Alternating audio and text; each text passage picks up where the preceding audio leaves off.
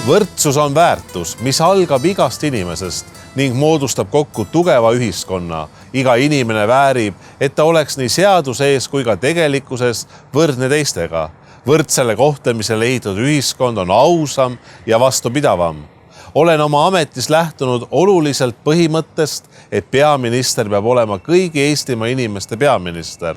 See tähendab, et me ei saa jätta kedagi maha ning kõigi eestimaalaste huvid peavad olema iga päev ja kogu aeg kaitstud, sõltumata soost, rahvusest, sünnikohast, emakeelest, usust, sotsiaalsest staatusest, poliitilistest eelistustest või millestki muust. Sellele samale võrdsusele on rajatud nii Eesti Vabariik, Prantsuse Vabariik kui ka paljud rahvusvahelised organisatsioonid, millesse me kuulume. Inimesi pole eetiline ega võimalikki väärtuse järgi ritta panna. Inimene on inimene. Võrdsuse põhimõte tähendab aga alati seda, et mitte kedagi ei tohi tõmmata tagasi, vaid võrdsuse põhimõte peab viima edasi. Võrdsus oli üks Prantsuse revolutsiooni lipukirju ja tähendas see siis ja tähendab praegu seda, et inimesed sõltuvad iseendast, aga mitte sünniga kaasa tulnud privileegidest või takistustest. See, et meil ei ole sünniga kaasa tulnud privileege või takistusi, tähendab seda, et meil on võrdsed võimalused. Kas me neid võimalusi kasutame või mitte, sõltub juba pisut rohkem igast inimesest endast. Eesti Vabariigis on Eesti Vabariigi sünnist saati inimesed võrdsed ka seaduse eest. See on nii tähtis põhimõte, et see oli kirjas ka meie esimeses põhiseaduses, on siiamaani.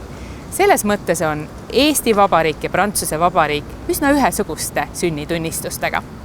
No minu jaoks võrdsus tähendab ennekõike seda, et Euroopa Liidu liikmesriigid on võrdsed. Me ju teame, et me oleme küll erineva suurusega, erineva ajalooga ja nii edasi, aga idee võrdsusest tähendab seda, et me ikkagi õiguslikult idee mõttes oleme võrdsed. Teine idee võib-olla, mis minul võrdsusega kohe seondub ja eriti Euroopa Liidu kontekstis on see, et idee võrdsusest ei seisa väljaspool kahte muud postulaati, ehk siis ideest vabadusest või idee vendlusest ehk Euroopa Liidu kontekstis solidaarsusest, nii nagu ei seisa Euroopa Liidu enda 4 põhivabadust üksteisest eraldi, et eraldi seisvana puudub neil ainuüksi väärtus. Ja kolmandaks minu kui juristi jaoks tähendab võrdsus loomulikult seda, et õigus on pime.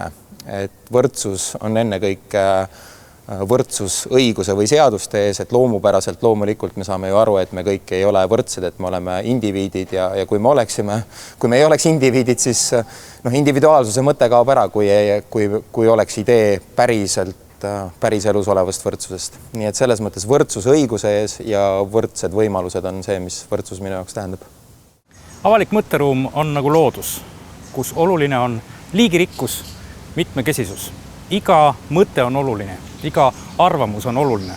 Kui kerkivad ainult ühesugused mõtted, siis see on üsna lähedane totalitarismile.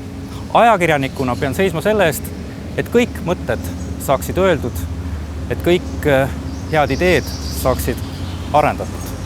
See ongi võrdsus. Bon fête national!